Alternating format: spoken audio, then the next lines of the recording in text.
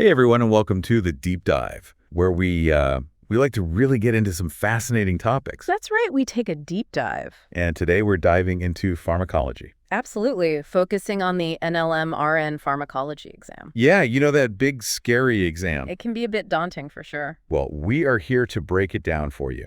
And a huge thank you to London HeartbeatsZ Academy over in the UK for providing the study guide that we're using today. They've put together some excellent resources. Really good stuff. And hey, before we jump in, don't forget to follow us on Facebook, Instagram, Spotify, and YouTube. That way you won't miss any of our future deep dives. We release new episodes every week. Okay, so let's get started. We're going to be going through a study guide for the NLM-RN pharmacology exam. We'll talk about each medication, how it works, what it's used for, and some key things that nurses need to know. Those nursing considerations are crucial. They are for both the exam and for real-world practice. Exactly. All right, let's start with acetylsalicylic acid. You probably know it as aspirin. Yes, good old aspirin. A familiar one. So everyone knows it's a pain reliever. But did you know that it can also help prevent blood clots? That's right. Aspirin works by making those platelets in your blood less sticky. Less sticky. Less likely to clump together and form clots. Okay, that makes sense. So it's often prescribed after a stroke or a heart attack to help prevent future events. So it's like a preventative measure. Exactly. But here's something that's a little bit scary. Aspirin is linked to Ray's syndrome. Right, Ray's syndrome, a very serious condition. And it can affect children and teenagers. Primarily, so that's a big red flag. So nurses, what's the most important thing to remember about aspirin? Always check for allergies. Right, that's a standard procedure with any medication. Absolutely. And never, ever give it to children who have chickenpox or flu-like symptoms. Okay, so that's a hard and fast rule. Absolutely crucial. And a couple of other teaching points. Take aspirin with a full glass of water. Helps prevent stomach upset. And if they're taking enteric-coated tablets, they should take those 30 minutes to 2 hours after meals. Interesting. I didn't know that. Just some little things to keep in mind. Okay, so even a common drug like aspirin has these important considerations. Pharmacology is full of surprises. It is. Okay, next up we have activated charcoal. This one sounds a bit messy. It does, doesn't it? Like, what is that all about? Well, it can be, but activated charcoal is a lifesaver when it comes to certain types of poisoning. Okay, so if someone ingests something toxic. Exactly. Think of it like a sponge. It goes into the stomach and intestines and soaks up the poison before the body can absorb it. Oh, I see. So it binds to the toxins. Exactly. But the key is to administer it within an hour of the poisoning. Oh, so there's a time window. There is. Time is of the essence in those situations. The standard dose is 12 to 25 grams, mixed with water, given by mouth. Okay, so it's an oral medication. Usually, but in severe cases, you might need to use a nasogastric tube. Makes sense. So what should nurses be extra careful about when giving activated charcoal? Aspiration is a risk, especially if the patient is vomiting. So monitoring the airway is absolutely paramount. Okay, that makes sense. So making sure they can breathe properly. Exactly. You also want to monitor their vital signs and watch out for any signs of bowel obstruction. Because it's basically blocking things from being absorbed. That's right. Okay, that makes sense. Let's move on to something that sounds a bit more intense. Alteplase recombinant. Alteplase, it's a mouthful. It is. What is the deal with this one? Well, alteplase, also known as tissue plasminogen activator, or TPA for short, is a powerful clot-busting medication. Clot-busting? Yeah, we're talking emergency situations here. Strokes, heart attacks, pulmonary embolisms. So when those clots are really dangerous. Life-threatening, even. It works by converting plasminogen to plasmin. Plasmin is an enzyme that breaks down fibrin. Fibrin. Fibrin is a key component of those blood clots. Okay, so it basically dissolves the clots. That's pretty amazing. But I imagine there are some risks involved, right? Oh, absolutely. Alteplase carries a significant risk of hemorrhage. Hemorrhage meaning? Uncontrolled bleeding. It can be very serious. So what are the critical things nurses need to watch for when administering alteplase? Monitoring is key. Frequent vital signs, neurological assessments if it's being used for a stroke, and constantly watching for any signs of bleeding. So being super vigilant. Absolutely. And remember, alteplase is off limits for patients who are already bleeding, have had recent surgery, or have a history of hemorrhagic stroke. Okay, so there are some definite contraindications. There are. This is why understanding pharmacology is so important. It's not just knowing the names of the drugs. It's knowing when it's safe to give them and what to watch out for. It's about the big picture. Exactly. And if you're loving this kind of deep dive, remember to subscribe to our channels. We're on Facebook, Instagram, Spotify, and YouTube. You'll get tons more insights delivered straight to your feed. We love sharing our knowledge. Okay, let's switch gears to a medication that's a bit more common, aluminum hydroxide. You might know it as Amphibol. Okay, Amphicel.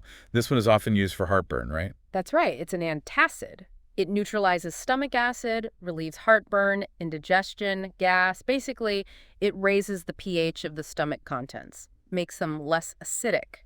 So it's like a buffer. Exactly. But are there any things nurses need to keep in mind? A couple things. Aluminum hydroxide can mess with the absorption of other medications. Oh, so drug interaction. Exactly. So you need to make sure you space them out at least 2 hours. Okay, so timing is important. And constipation is a common side effect, so make sure to educate patients about increasing their fluid and fiber intake. Makes sense. It's amazing how even common over-the-counter medications have important things to remember. Every medication has its nuances. It really does. Let's move on to ampicillin. What kind of medication is this? Ampicillin is a penicillin antibiotic used to treat a whole bunch of bacterial infections. Penicillin, that's a classic. It is. It works by stopping bacteria from building their cell walls. It basically kills them off. Okay, so it interferes with their growth. Precisely. Yeah. And it comes in both IV and oral forms. So it's versatile. It is. The most common side effect is diarrhea. Not surprising with antibiotics. Not at all. But you should also watch out for nausea, vomiting, rash, even allergic reactions. Allergic reactions to penicillin, those can be serious. Absolutely. Even life-threatening. Yikes. It's good to be prepared. Always. Now, let's talk about a medication used to treat Parkinson's disease. Atropine sulfate. Atropine sulfate. It's what we call an anticholinergic medication. Anticholinergic. That sounds It complicated. blocks the action of acetylcholine, Acetylcholine B. a neurotransmitter. Plays a big role in muscle movement, all those automatic functions our bodies do. Oh, I see. So by blocking acetylcholine, atropine sulfate can help reduce the tremors and muscle stiffness that are common in Parkinson's disease. So it's like a traffic cop, directing those signals in the brain. That's a great way to put it. What should nurses be extra careful about when giving atropine sulfate? Dosage. You need to be really careful with the dosage. Even a small overdose can lead to anticholinergic toxicity. Anticholinergic toxicity It means... can cause all sorts of problems. Dry mouth, constipation, trouble urinating. And because it can cause blurred vision and dizziness, patients need to be careful about driving or operating machinery. Okay, so safety is a big concern. Absolutely. Now let's talk about beclomethasone dipropionate. Beclomethasone dipropionate, often called Beclovent. Colavit. Okay, what does this one treat? It's an inhaled corticosteroid, a mainstay in treating asthma and allergies. Corticosteroid, so reduces inflammation. Exactly. It calms down that airway inflammation, makes it easier for patients to breathe. So it's like a soothing balm for irritated airways. Perfect analogy. One of the key things nurses need to do is teach their patients how to use their inhaler correctly. That's so important. It is. And they need to rinse their mouth after each use. Prevents oral fungal infections, which can be a common side effect. Okay, so good oral hygiene is important. It is. Let's shift gears a little bit and talk about adrenocortical insufficiency and the use of corticosteroids. Corticosteroids, powerful medications. I've heard of those. They're like steroids, right? They are. They mimic the hormones produced by the adrenal glands, used for all sorts of things, including adrenocortical insufficiency, Which is when the adrenal glands aren't making enough cortisol. cortisol, that's a stress hormone, right? It is. So corticosteroids basically step in and fill the gap. I see. So they're like a replacement therapy. Exactly. It's crucial to monitor patients for signs of high blood sugar, especially if they have diabetes. Okay, so blood sugar monitoring is key. It is. And patients need to know not to stop corticosteroid therapy abruptly. That can be really dangerous, can lead to adrenal crisis. Adrenal crisis, that sounds serious. It is. It's a medical emergency. What are the signs of adrenal crisis? Severe fatigue, weakness, nausea, vomiting, low blood pressure, even loss of consciousness. Okay, so that's definitely something you don't want to mess with. Not at all. Now, on to benztropine mesylate. Benztropine mesylate, also known as cogentin. Cogentin, okay. What's the scoop on this one? It's another anticholinergic medication. Like atropine sulfate. Exactly. Often used to treat Parkinson's disease. Also manages extrapyramidal symptoms, or EPS for short. EPS. Movement disorders. They can be a side effect of some antipsychotic medications. Oh, interesting. So benztropine helps smooth out those unwanted movements. Makes sense. What should nurses be extra careful about when giving benztropine mesylate? Same as with atropine sulfate. Dosage. Even a slight overdose can cause anticholinergic toxicity. Okay, so that's a recurring theme with these types of medications. It is. And again, patients need to be aware of the potential for blurred vision and dizziness. Safety first, always. Speaking of safety, if you're enjoying this deep dive, don't forget to subscribe to our channels. We're on all the platforms. Facebook, Instagram, Spotify, and YouTube, bringing you more deep dives every week. We'll be back with more medications to unpack after a quick break. Stay tuned. We're back and ready to jump into more pharmacology. That's right. We're still exploring those key drugs and treatments to help you conquer that NLM-RN pharmacology exam. And of course, become the best nurses you can be. Absolutely. Don't forget, if you're finding this helpful, make sure to hit that subscribe button. We're on Facebook, Instagram, Spotify, and YouTube, always bringing you new episodes every week. We love having you all along for the ride. So what's next up on our medication list? Let's talk about benzodiazepines. Benzodiazepines. Okay, I've heard of those. They're like for anxiety, right? You got it. So medications like chlordiazepoxide hydrochloride, better known as Librium, Okay. often prescribed to relieve anxiety and tension. They're also commonly used to manage the symptoms of alcohol withdrawal. Okay, so for people who are trying to quit drinking. Exactly. Helps manage those difficult withdrawal symptoms. But there's a couple things to keep in mind. You need to use them cautiously in patients with liver problems. Okay, so liver function is a consideration. Definitely. And avoid them altogether in patients with glaucoma, Glaucoma being... an eye condition that affects the optic nerve. Okay, right. So there are some definite contraindications there. There are, and even when you do give benzodiazepines, there are some things to watch out for. Like what? Well, they can cause drowsiness, dizziness, even respiratory distress in some cases. Respiratory distress. That sounds serious. It can be. And sometimes they can even cause what we call paradoxical reactions. Paradoxical, meaning... Meaning they have the opposite effect of what you'd expect. So instead of calming someone down... They might become agitated, even aggressive. Wow, that's interesting. So you really need to monitor the patient closely. Close monitoring is key with any medication, but especially with these. Okay, good to know. Let's move on to chloramphenicol. Chloramphenicol is an antibiotic. Another antibiotic, okay. But we tend to reserve it for specific eye infections, especially when other less risky antibiotics haven't worked. Okay, so it's like a last resort. Kind of. And it's really important to get a culture from the eye before starting treatment with chloramphenicol. A culture, meaning? A sample to identify the specific bacteria causing the infection. Right, to make sure the antibiotic will actually work. Exactly. And even then, there's a potential for a serious side effect: bone marrow suppression. Bone marrow suppression. That sounds scary. It can be, especially with prolonged use.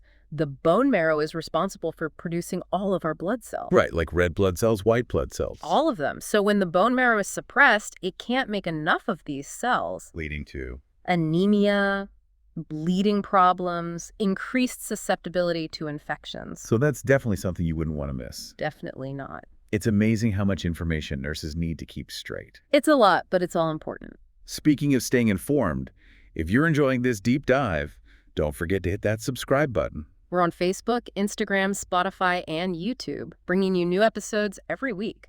All right, back to our list. Let's talk about chlorothiazide. What's the lowdown on this one? Chlorothiazide, also known as Diuretics, is a thiazide diuretic. Diuretic, so it makes you pee more. Basically, yes. It helps your body get rid of extra fluid, increases the amount of sodium and water excreted in your urine. Okay, so it's like a plumbing system for the body. That's a great way to think about it. Often used to treat edema, high blood pressure, heart failure. So it's got a lot of uses. It does. But one of the things nurses need to watch out for with chlorothiazide is the potential for low potassium levels. We call that hypokalemia. Hypokalemia. And why is that a concern? Potassium is an electrolyte, really important for a lot of things. Muscle function, nerve impulses, even heart rhythm. Okay, so it's pretty important. Very important. When potassium levels are low, patients can experience muscle weakness, fatigue, constipation, even heart arrhythmias, which can be life-threatening. So that's something you definitely don't want to mess with. Definitely not. Monitoring potassium levels is crucial. Okay, let's move on to another type of diuretic. Spironolactone. How's this one different from chlorothiazide? Spironolactone, also known as aldactone, is what we call a potassium-sparing diuretic. Potassium sparing, so it doesn't cause potassium loss. Exactly. It actually helps the body hold on to potassium. So it's kind of the opposite of chlorothiazide in terms of potassium. Exactly. Often used to treat edema related to congestive heart failure, a condition called hyperaldosteronism and cirrhosis of the liver. Okay, so it's used for some of the same things, but it has a different effect on potassium. Right. And because it helps the body retain potassium, we need to be on the lookout for high potassium levels. We call that hyperkalemia. Hyperkalemia. And is that just as dangerous as hypokalemia? It can be. Just like with low potassium, high potassium can also cause those muscle weaknesses, fatigue, and heart arrhythmias. So potassium balance is really important. It is absolutely crucial. Okay, let's move on to chlorpromazine hydrochloride. This one sounds pretty intense. Chlorpromazine, also known as Thorazine, is an antipsychotic medication primarily used to treat schizophrenia. Schizophrenia, wow. It works by blocking dopamine receptors in the central nervous system. We call it the CNS for short. CNS, the brain and spinal cord. Exactly, the control center for the whole body. Right. And a lot of medications, including antipsychotics like chlorpromazine, work by affecting neurotransmitters in the CNS. Makes sense. So chlorpromazine affects those dopamine receptors in the brain. What should nurses be aware of when administering this medication? One of the key things is to watch for what we call extrapyramidal side effects. Extrapyramidal, that sounds complicated. Basically, movement disorders. One of them is tardive dyskinesia. Tardive dyskinesia, what's that? Involuntary repetitive movements, especially of the face, tongue, and jaw. So like tics and things like that. Kind of, yeah. It can be very distressing for patients. What should a nurse do if they notice those kinds of movements in a patient taking chlorpromazine? Recognize those symptoms early and notify the prescriber right away. They might need to adjust the medication or consider other treatment options. Okay, so early intervention is key. Absolutely. Okay, let's move on to a medication that might be a bit more familiar. Cimetidine. Cimetidine, also known as Tegamet. Tegamet. Okay. What's this one used for? It's a histamine H2 antagonist. Reduces the amount of acid produced in the stomach. Helpful for treating peptic ulcers, GERD, heartburn. So another one that helps protect the stomach lining. Exactly. It's like putting a shield around those irritated areas in the stomach. Makes sense. Any important considerations for nurses? Cimetidine can interact with a lot of other medications, so it's crucial to carefully review the patient's medication list before giving it. Drug interactions can be tricky. They can. It's like a puzzle, figuring out how all these different medications might affect each other. Pharmacology is definitely a complex field. It is, but that's part of it makes it so fascinating. I agree. Okay, let's talk about cisplatin. I know this one is used in the treatment of cancer. That's right. Cisplatin, also known as Platinol, is a chemotherapy medication used to treat a variety of cancers. But it can have some pretty significant side effects. Like what? Well, it primarily affects the hematopoietic, gastrointestinal, and renal systems. Okay, for those of us who aren't medical experts, can you break Yeah. those down a bit? Sure. Hematopoietic refers to the system that produces blood cells. Remember, bone marrow suppression. Cisplatin can cause that, leading to problems like anemia, bleeding, and infections. Right. Gastrointestinal refers to the digestive system. Cisplatin can cause nausea, vomiting, and diarrhea. So it can really mess with your stomach. It can. And renal refers to the kidneys. Cisplatin can damage the kidneys, which can lead to problems filtering waste products from the blood. Wow, so one medication can have such a widespread effect on the body. It can. That's why it's so important to monitor patients closely and provide supportive care. Makes sense. Now let's talk about codeine sulfate. I know this one's a pain reliever, but what are some of the things nurses need to be aware of? Codeine sulfate is an opioid analgesic. It's effective for moderate to severe pain, but it comes with some risks, just like any opioid. Okay, what are some of those risks? Well, the two big concerns with opioid analgesics are respiratory depression and constipation. Respiratory depression meaning? The breathing slows down. It can be life-threatening. Constipation is also really common with opioids. So monitoring respiratory rate and helping patients manage constipation are really important. Absolutely essential. Okay, let's switch gears to something that sounds a bit less intense. Cyanocobalamin. What's this one all about? Cyanocobalamin is actually just another name for vitamin B12. Vitamin B12, like what's in energy drinks? That's the one. It's an essential nutrient that's really important for making red blood cells and keeping the nervous system healthy. Okay, so what happens when people don't get enough vitamin B12? Well, a deficiency can lead to a condition called pernicious anemia. Pernicious anemia, is that serious? It can be. It's a type of anemia that happens when the body can't absorb vitamin B12 properly. What are the signs and symptoms of that? Fatigue, weakness, shortness of breath, pale skin, tingling in the hands and feet. Okay, so there are a lot of things to watch out for. There are, and it's important to recognize the signs of B12 deficiency. Okay, let's move on to cyclosporine. What's the story with this medication? Cyclosporine, also known as Sandimmune, is an immunosuppressant medication. Immunosuppressant meaning? It suppresses the immune system. That's the body's defense system against infections and diseases. Okay, but why would you want to suppress the immune system? Isn't that a bad thing? Usually, yes, but in certain cases, it's necessary. For example, cyclosporine is used to prevent organ rejection in transplant patients. Oh, I see. So it keeps the body from attacking the new organ. Exactly. It's also used to treat autoimmune diseases, which happen when the immune system mistakenly attacks the body's own tissues. Okay, so it has some very specific uses. But suppressing the immune system must come with some risks. Oh, definitely. Cyclosporine is a powerful drug, and it can cause side effects like high blood pressure, tremors, and nephrotoxicity. Nephrotoxicity, meaning damage to the kidneys. That's right. It's definitely something we need to monitor for. Okay, let's move on to something a little less intense. What about carbamide peroxide? Carbamide peroxide, often sold under the brand name Dibrox. Dibrox, okay. It helps to soften and loosen earwax. So it's for people who have trouble with earwax buildup. Exactly. Nurses should teach patients how to use it safely. For example, they should avoid getting water in their ear after using the drops. Okay, good tip. Now on to diazepam. Diazepam, you might know it as Valium. Valium, okay. What's this one used for? It's a benzodiazepine, just like Librium we talked about earlier. Oh, right. Used to relieve anxiety, muscle spasms, and seizures. Works by calming the brain and reducing anxiety. Okay, so it has a lot of different uses. It does. We need to monitor for those CNS side effects we talked about earlier, drowsiness, dizziness, things like that.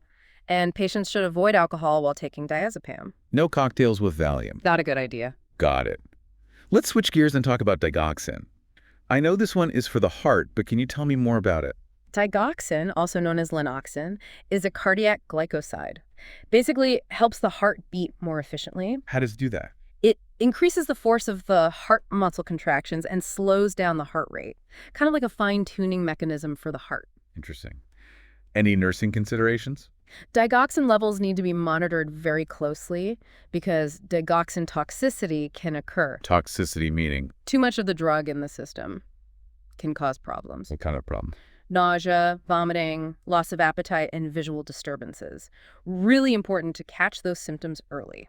So close monitoring is essential. It is. This deep dive is really highlighting how important it is to be aware of all these potential side effects and toxicities. It's a big part of what nurses do. If you're finding this as helpful as I am, remember to subscribe to our channels. You can find us on Facebook, Instagram, Spotify, and YouTube. We'll be back with more medication breakdowns after a quick break. Welcome back to the deep dive. We're wrapping up our exploration of some key medications from the NLM-RN Pharmacology Exam Study Guide. Hopefully you're feeling a little more confident about that big exam now. I know I am. And just a reminder, a big thank you to London HeartbeatsZ Academy for providing this fantastic material. They've really put together a great resource for nursing students. And if you're enjoying this episode, make sure to subscribe to our channels on Facebook, Instagram, Spotify, and YouTube for more deep dives into all things healthcare. Okay, where did we leave off? Oh, let's see. Yes, we were about to talk about disulfiram. Disulfiram? Okay, does that sound familiar? You might know it by its brand name, Antabuse. Ringing any bells? Antabuse, yeah, I think I've heard of that.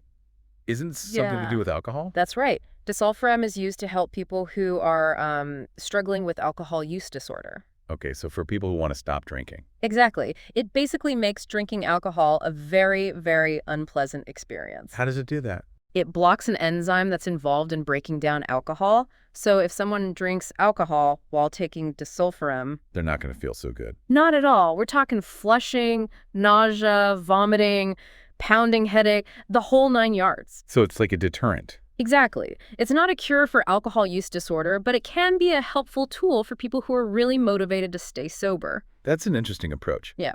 Okay, what about epinephrine hydrochloride? Epinephrine.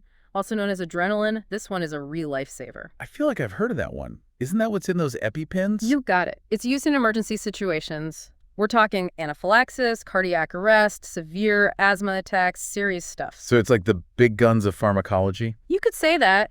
It works by stimulating what we call alpha and beta adrenergic receptors. Adrenergic receptors, those are. They're found all over the body, and they're involved in a bunch of different functions. Okay, so stimulating those receptors does what exactly? Well, when epinephrine stimulates them, it causes a bunch of things to happen. The airways open up, heart rate increases, blood vessels constrict. It's a whole cascade of effects. Wow, so it's like a jump start for the body. Pretty much. But because it's so powerful, we need to watch out for cardiovascular side effects like tachycardia and hypertension. Tachycardia, that's a rapid heart rate, right? And hypertension is high blood pressure. That's right. So close monitoring of vital signs is essential. Makes sense. Okay, let's move on to famotidine. Does that one sound familiar? Famotidine, you might know it as Pepcid. Pepcid, okay. Another heartburn medication. You got it. It's another histamine H2 antagonist, just like cimetidine. Reduces stomach acid. Okay, so we've got a theme going here. We do. So Yeah. famotidine is used for ulcers, GERD, heartburn, all that good stuff. But nurses should be aware that it can sometimes affect lab results. Really? How so? It can cause false negatives in certain tests, and it can also increase liver enzymes. Liver enzymes, those are markers of liver function, right? Exactly. So that's something to keep in mind when you're interpreting lab results. Okay, good to know. What about fluoxetine? Fluoxetine, also known as Prozac. Prozac, yeah. That's Yeah. an antidepressant, right? Exactly. It's what we call an SSRI, a selective serotonin reuptake inhibitor, That's SRI. Okay. prescribed for all sorts of mental health conditions, depression, anxiety, OCD, even bulimia. Wow, so it has a wide range of applications. It does. It works by increasing serotonin levels in the brain. Serotonin is a neurotransmitter that plays a role in mood, sleep, appetite, all sorts of important functions. Okay, so it helps regulate those things. Exactly. But it's important to monitor for cardiovascular side effects, especially in patients who already have heart problems. So need to be aware of the patient's overall health history. Always. Absolutely. Okay, next up is flufenazine.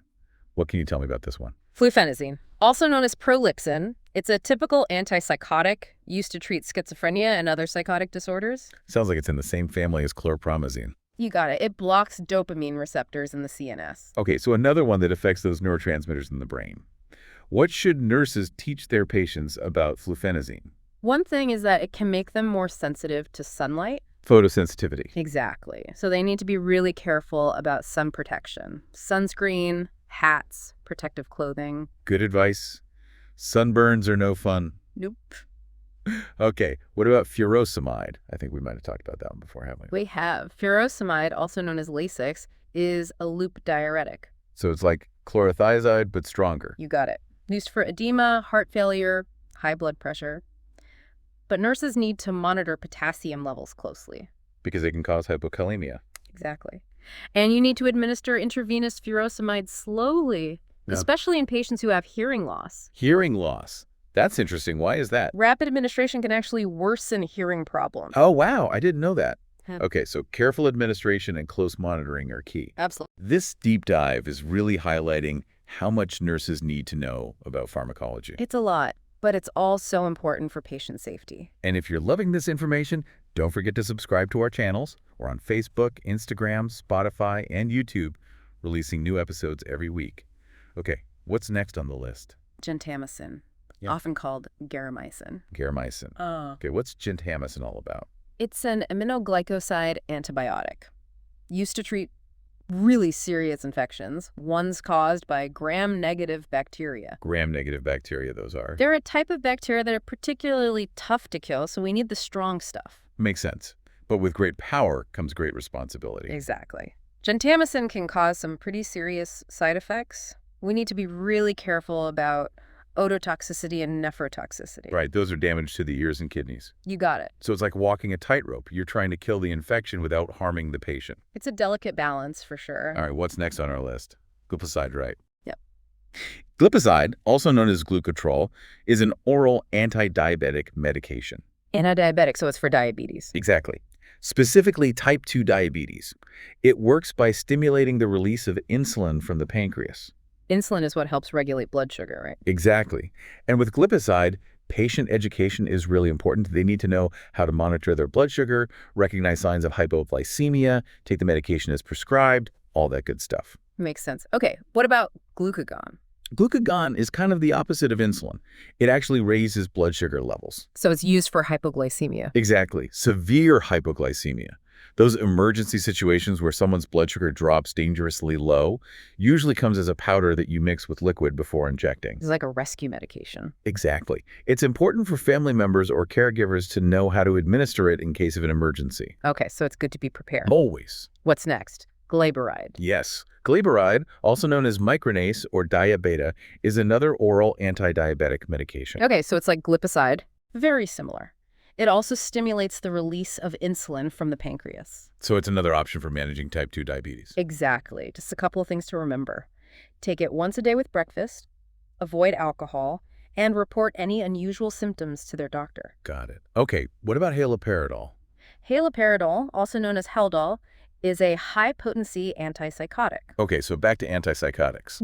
It's often used to treat agitation and psychosis. It can also help manage those extrapyramidal side effects we talked about earlier. The EPS, right? Exactly. What should nurses watch out for with haloperidol? Well, we need to monitor liver function tests. It can affect the liver sometimes. Okay, so liver function is important. It is. And it's important to taper the dose slowly if the patient needs to stop taking it. Stopping abruptly can cause problems. Okay, so another one where we need to be careful about discontinuing it. What else? It can cause a drop in blood pressure when someone stands up. Orthostatic hypotension, we call it. Oh, so they might get dizzy. Exactly. So we need to teach them to change positions slowly and, of course, avoid alcohol. Right. Alcohol seems to interact with a lot of these medications. It does. Okay, what about hydrochlorothiazide? Hydrochlorothiazide, yeah, we've talked about that one before. It's a thiazide diuretic. Right, like chlorothiazide. So it helps the body get rid of excess fluid. Exactly. Just a couple of things to remember. Take it with food to avoid stomach upset. Avoid alcohol. And report any gradual weight gain to the doctor. Weight gain, even while taking a diuretic. It can happen. It could be a sign the medication isn't working as well as it should be. Okay, so another thing to watch out for. Always watching, always learning. That's nursing. What about hydroxyzine? What's that one all about? Hydroxyzine, also known as Atarax or Vistaril, is a pretty versatile medication. Versatile meaning? It can do a bunch of different things. It's an antihistamine, it's an antiemetic, and we often use it as a pre-op medication to help patients relax before surgery. So it's like a multi-tool of pharmacology. I like that. But there are a few things to keep in mind. Avoid alcohol, of course. It can also cause dry mouth, so encourage patients to rinse their mouth frequently. And if you're giving it as an IM injection, remember to use the Z-Track technique. The Z-Track technique. What's that? It's a special way of giving an intramuscular injection that prevents the medication from leaking back into the subcutaneous tissue. Okay, so it's all about making sure the medication is absorbed properly. You got it. Okay, let's talk about insulin. This one is a big one for nurses, especially those who work with patients with diabetes. Absolutely.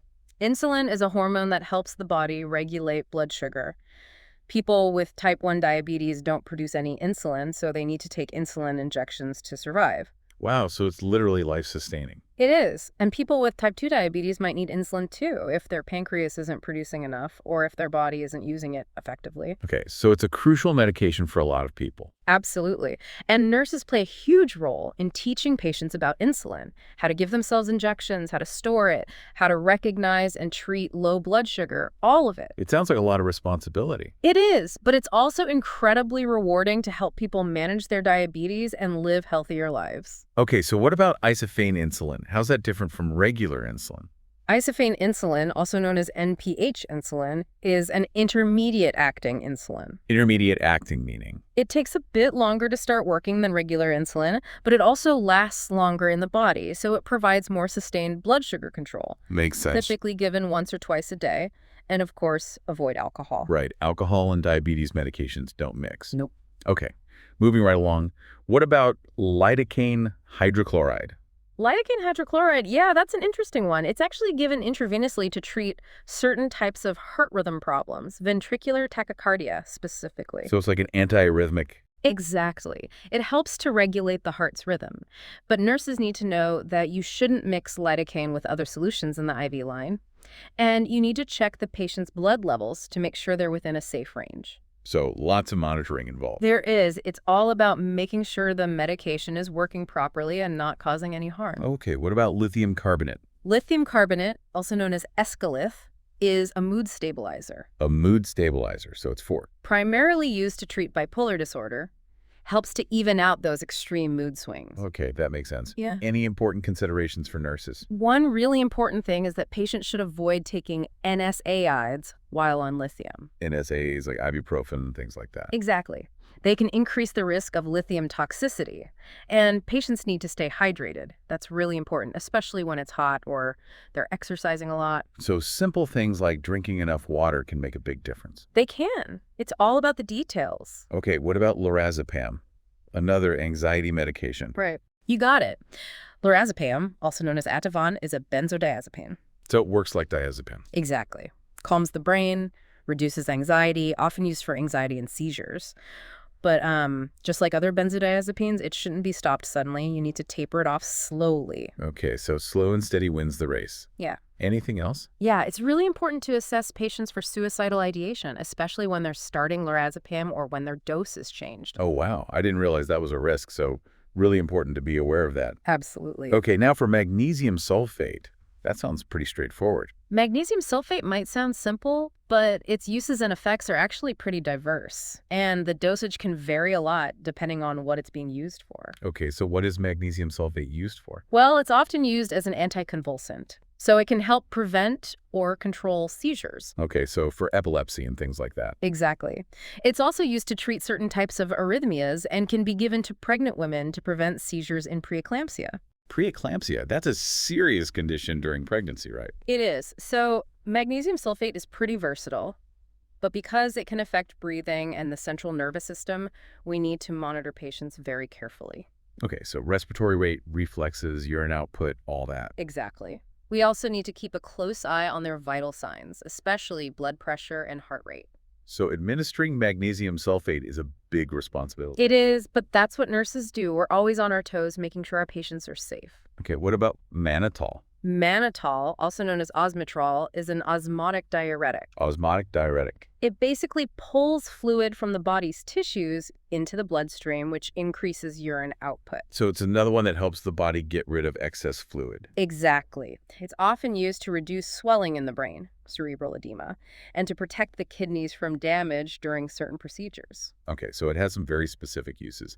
Anything else we need to know about mannitol? Just like magnesium sulfate, we need to use a filter needle when we administer it because it can crystallize in the solution. Okay, so that's a technique to prevent complications. Exactly. Let's move on to meperidine. What's this one all about? Meperidine, also known as Demerol, is an opioid analgesic. So another pain reliever. Is this one similar to codeine? Very similar. It's given to relieve pain, but it has the same risks as other opioids. Respiratory depression, constipation, those are the big ones. Okay, so we need to be really careful with this one too. Absolutely. We also need to be extra careful with patients who have certain respiratory conditions, things like asthma or upper airway obstruction. So it's not for everyone. Exactly. There are some definite contraindications. All right, what about metoprolol tartrate? Metoprolol tartrate, also known as Lopressor, is a beta blocker. A beta blocker. Okay, what does that do?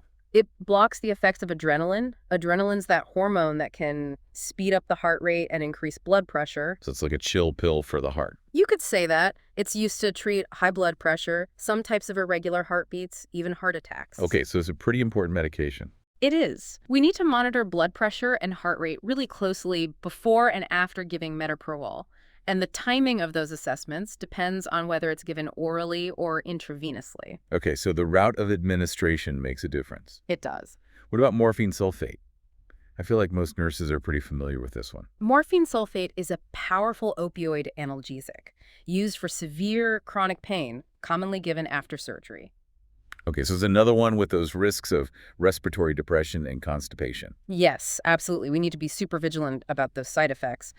But one interesting thing about morphine is that it can also act as a mild bronchodilator. A bronchodilator, meaning it opens up the airways. Exactly. Wow, so it helps with pain and breathing. That's pretty cool. It is. Okay, let's talk about naloxone hydrochloride. I've heard of this one. It's the one that reverses opioid overdoses, right? That's right. Naloxone hydrochloride, also known as Narcan, is an opioid antagonist. It can quickly reverse the effects of an opioid overdose, especially that life-threatening respiratory depression. It's like a safety net for opioid use. You could say that. It's essential for nurses to know how to administer it, and it's becoming increasingly important for the general public to have access to it as well. I agree. It's amazing how something as simple as a nasal spray can save a life. It really is. Okay, what about nitocramil? Nitocramil, also known as Tayloid, is a medication that's used to prevent asthma attacks. Preventative. Okay, so it's not for use during an attack. Right. It's taken regularly to help control the inflammation in the airways. So it's like a maintenance medication for asthma. Exactly. Usually given as an inhalation, and nurses should teach patients the proper technique for using their inhaler. Okay, so good inhaler technique is essential. What about neomycin sulfate?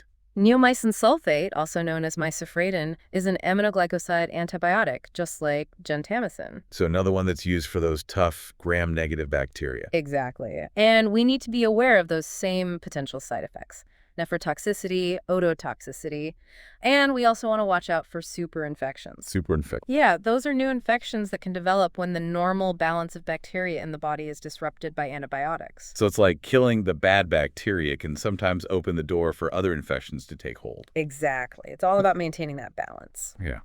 All right, let's talk about nifedipine. Nifedipine, also known as Procardia, is a calcium channel blocker. A calcium channel blocker. Okay. It's used for high blood pressure, angina, and some arrhythmias. Basically, it relaxes the blood vessels and the heart muscle, which lowers blood pressure and improves blood flow. Okay, so it helps everything flow a little more smoothly. You could say that. Important things for nurses to remember: check blood pressure before giving it. Avoid grapefruit juice. Grapefruit juice. Why grapefruit juice? It can interfere with how the body metabolizes nifedipine, can increase the levels of the drug in the bloodstream. Wow, that's interesting. Food and drug interactions can be so strange sometimes. They can. What about pancrelipase? Pancrelipase, also known as pancreas, it's basically a mix of enzymes that helps with digestion. So for people who have trouble digesting food? Exactly. Conditions like cystic fibrosis, chronic pancreatitis, or if they've had part or all of their pancreas removed, it's usually taken with meals, and it's important not to crush or chew the tablets. Okay, so swallow them whole. Yeah. What about phenobarbital? That one sounds kind of familiar. Phenobarbital, also known as luminol, is an anticonvulsant. Another anticonvulsant. So it helps prevent seizures. Exactly. It's been around for a long time and is still used today. One thing to remember is that it shouldn't be given at the same time as gastric feedings. Gastric feedings? Why not? It can interfere with the absorption of protein from those feedings, so timing is really important. Got it. Okay, what's next? Pilocarpine hydrochloride. Pilocarpine hydrochloride, also known as Palicar or asoptocarpine. This one is an ophthalmic preparation. Means it's used in the eyes. So it's an eye drop. Yep. Used to treat glaucoma. One thing patients might experience is some difficulty adjusting to changes in light. It can cause the pupils to constrict. So like when you walk out of a dark movie theater into the bright sunlight. Kind of like that, yeah. So we need to teach patients to be careful when moving between bright and dim areas. Safety first, always. You got it. Okay, prazosin hydrochloride. What can you tell me about that one? Prazosin hydrochloride, also known as mini-press, helps to relax and widen blood vessels. Used for high blood pressure and benign prostatic hyperplasia. Benign prostatic hyperplasia, that's BPH, right? Exactly. Enlarged prostate. So prazosin is pretty versatile. What should nurses be watching out for? Well, it can lower blood pressure, so we need to monitor for that, especially when patients first start taking it or if the dose is increased. And because it can make some people drowsy, they should be careful about driving or operating machinery. Good advice. Oh, Chlorperazine. What's that one all about? prochlorperazine, also known as compazine, is used to prevent and treat nausea and vomiting. Okay, so for those queasy patients, how does it work? It blocks dopamine receptors in the chemoreceptor trigger zone. That's a part of the brain that's involved in the vomiting reflex. So it basically stops the brain from sending those I need to throw up signals. Exactly. It's a great medication for nausea and vomiting from all sorts of causes: motion sickness, chemotherapy, migraines. Wow, so it's a lifesaver for a lot of people. Any nursing considerations? It's important to monitor kidney function because it can sometimes affect the kidneys, and it can interfere with allergy testing. Interesting. So if someone needs allergy testing, they need to stop taking prochlorperazine for a few days beforehand. Exactly. Timing is everything. What else should nurses teach their patients? It can make them more sensitive to sunlight, just like some of the other medications we've talked about. Okay, so another one where sunscreen is a must. What about promethazine? What's that one used for? Promethazine, also known as Phenergan, is an antihistamine, but it's also really effective at preventing and treating nausea and vomiting. It's often given after surgery and for motion sickness. So it's like a 2-for-1 medication, antihistamine and antiemetic. Exactly. But it can make people drowsy, so we need to be careful, especially with elderly patients who might be at risk for falls. Okay, safety first, especially for our older patients. Now, protamine sulfate. What's this one all about? Protamine sulfate is an interesting one. It's used to reverse the effects of heparin. Heparin, that's a blood thinner. You got it. So if a patient is bleeding too much because of heparin, we can give them protamine sulfate intravenously to stop the bleeding quickly. So it's like an antidote. Exactly. It's a very important medication to have on hand in certain situations. All right, moving right along. Ranitidine hydrochloride. Does that one sound familiar? Ranitidine hydrochloride, also known as Zantac, is another histamine H2 antagonist. Just like cimetidine and famotidine, reduces stomach acid, used to treat ulcers and GERD. Okay, so another medication for those tummy troubles. Anything special about this one? Not really. Just remember that it's often given with meals or twice a day, so timing is important. Got it. Okay, next up is RHD, immune globulin. This one's a bit different, right? It's for pregnant women. That's right. RHD, immune globulin, also known as RhoGAM, is given to pregnant women who have Rh-negative blood. Okay, so what's Rh-negative blood? And why is that important during pregnancy? So Rh factor is a protein on red blood cells. If you're Rh-negative, you don't have that protein. But if a woman who's Rh-negative is pregnant with a baby who's Rh-positive... Meaning the baby inherited the Rh factor from the father. Exactly. Then there's a chance that the baby's blood could mix with the mother's blood during pregnancy or delivery. And that's a problem. It can be, because the mother's immune system might see the Rh factor as foreign and start attacking the baby's red blood cells. Oh, wow, that sounds dangerous. It can be very dangerous for the baby. It can cause anemia, jaundice, all sorts of problems. But luckily, we have RhoGAM. So RhoGAM prevents the mother's immune system from attacking the baby's blood cells. Exactly. It's given as an injection, usually around 28 weeks of pregnancy, and then again after delivery if the baby is Rh positive. Okay, so it's like a protective measure for the baby. Exactly. All right, moving on to sertraline hydrochloride. I think I've heard of that one. It's an antidepressant, right? That's right. Sertraline hydrochloride, also known as Zoloft, is an SSRI, just like fluoxetine or Prozac. So it works by increasing serotonin levels in the brain. You got it. It's used for depression, anxiety, OCD, PTSD, all sorts of things. Okay, so it's another one with a wide range of uses. It is. Important things to remember. It can take a few weeks for it to start working, and patients should never stop taking it abruptly. Okay, so gradual tapering is important. Very important. What else should nurses be aware of? Well, it can cause some side effects like nausea, diarrhea, insomnia. Those are usually mild and tend to go away on their own, but it's important to let patients know about them. And we always want to watch out for signs that the patient's depression is getting worse or that they might be having thoughts of suicide. Right, so those are serious warning signs that we need to be aware of. Absolutely. Wow, we've covered a lot of ground today. It's amazing how many medications there are out there and how much nurses need to know about each one. It's a lot to keep straight, but it's also what makes nursing such an interesting and challenging profession. I agree. Well, that brings us to the end of our deep dive into the NLM RN Pharmacology Exam Study Guide. Theophylline, a medication used to treat bronchial asthma, chronic bronchitis, and status asthmaticus. It discusses its normal levels, potential for toxicity, side effects, nursing considerations, and precautions for use in patients with cardiovascular disease or liver disease. Page 45. The focus of this page is tolbutamide oronase, an oral antidiabetic hypoglycemic agent. The source discusses its mechanism of action, normal levels, duration, side effects, nursing considerations, and precautions for use in women allergic to sulfa or beta. Page 46. This page provides a summary of 3 medications. Tobramycin sulfate, Nepsin, is an aminoglycoside antibiotic used to treat serious gram-negative infections. This page outlines its mechanism of action, potential adverse effects, nursing considerations, and laboratory monitoring requirements. Triazolam halcyon is a benzodiazepine used for short-term management of insomnia. The source outlines its uses, side effects, nursing considerations, and situations where it should be used cautiously. Trihexyphenidyl hydrochloride, Artane, is an anticholinergic used to treat Parkinson's disease. This page covers its mechanism of action, side effects, and precautions. Page 47. This page discusses vincristine sulfate, Oncovin, a plant alkaloid mitotic inhibitor used in the treatment of various cancers. This page covers its uses, mechanism of action, administration method, major toxicities, and nursing considerations. It also discusses vitamin B6, pyridoxine hydrochloride, its uses, source, deficiency symptoms, and function. Page 48. The source discusses vitamin C, ascorbic acid, its source, uses, deficiency, and toxicity symptoms. It then covers vitamin D2, ergocalciferol, its production in the body, uses, and nursing considerations. Page 49.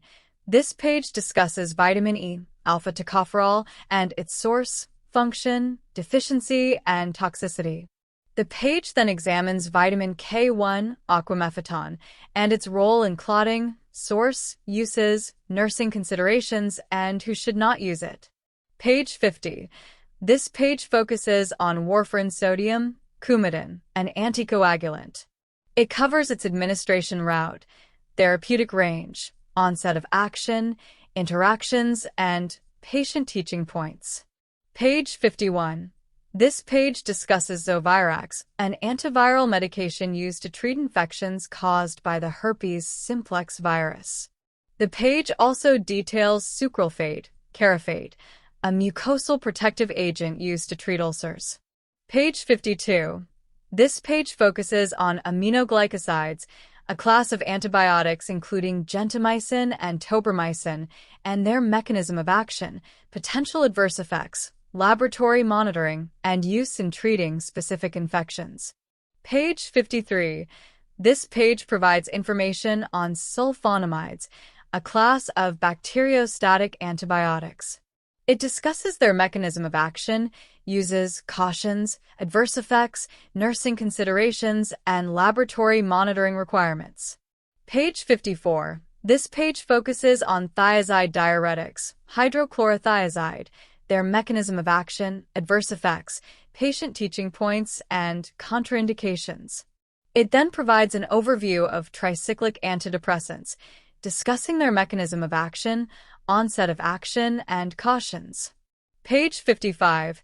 This page discusses the long half-life and potential adverse effects of tricyclic antidepressants. It then outlines various administration routes, sublingual, eye drop administration, and intramuscular injections, and the nursing considerations for each. Page 56.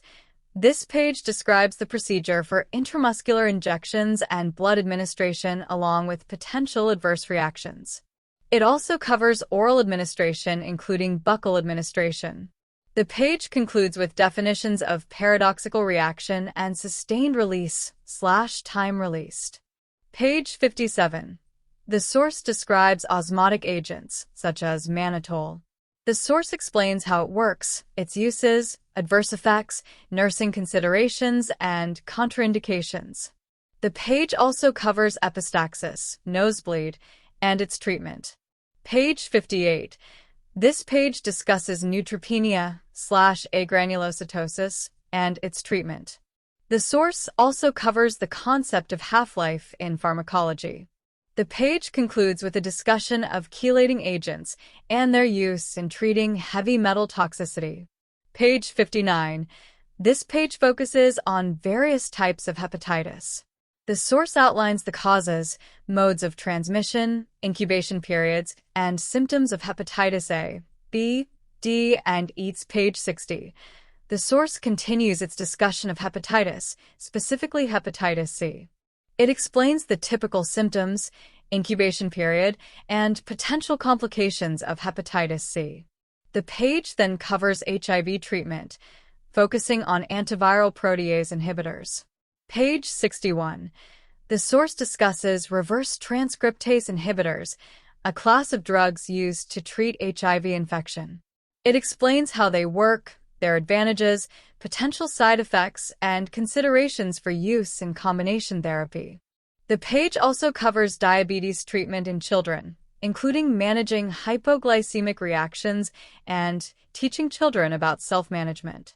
Page 62. This page discusses the importance of teaching children with diabetes to administer their own insulin under parental supervision. The page also covers intravenous insulin administration and the potential effects of crack abuse on newborns. Page 63. This page discusses high-dose ibuprofen therapy, noting its uses, therapeutic effect duration, and potential side effects. The page then covers oxytocin, Pitocin, its use in labor and delivery, administration route, nursing considerations, and potential adverse effects. Page 64. This page provides a list of common medical abbreviations used in medication orders and dosage instructions. It also includes some common calculations used in determining drip rates and medication dosages.